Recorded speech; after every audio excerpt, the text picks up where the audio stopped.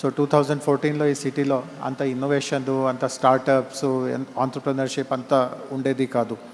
So tea hub లాంటి సంస్థలు మొదలు పెట్టడం అది కూడా ఒక చాలా కీలక నిర్ణయము. అండ్ మూడవ చాలా ముఖ్యమైన నిర్ణయం ఏముంది అంటే అది ఈ రోజు వరకు కూడా ఎక్కడైనా నాకు అవకాశం దొరుకుతూ ఉంటే నిర్ణయాన్ని అమలు చేస్తూ ఉంటాను. అది ఏముంది అంటే ఎక్కడ ప్రభుత్వంలో ఖచ్చితంగా కొంత టాలెంట్ ఉంది, కొంత మెరిట్ ఉంది. బట్ కొన్ని రకమైన యాక్టివిటీస్ పూర్తి చేయడానికి మనము బయట చూడాలి. అంటే ప్రభుత్వంలో ఉన్న టాలెంట్ కంటే మించి టాలెంట్ మనకు బయట దొరుకుతుంది. సో అట్లాంటి వాళ్ళని కూడా ప్రభుత్వంలోకి తీసుకురావడం. సో నేను ఇందాక టీ హబ్ గురించి చెప్పాను. టీ హబ్లో సుమారు ఒక 100 మంది పని చేస్తూ ఉంటారు.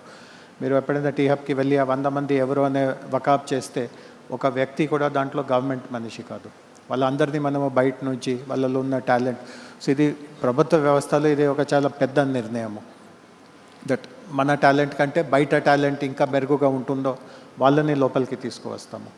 సో ఈ మైండ్ సెట్ ఇట్లాంటి ఒక కొత్త ఆలోచనతో, ఒక కొత్త విధానంతో ముందుకు వెళ్ళడము. అండ్ టీ హబ్లో ఎట్లా జరిగిందో కనీసం ఈరోజు ఇంకా చాలా రంగాల్లో అట్లాంటి వ్యవస్థ మేము ముందుకు తీసుకువెళ్తూ ఉన్నాము.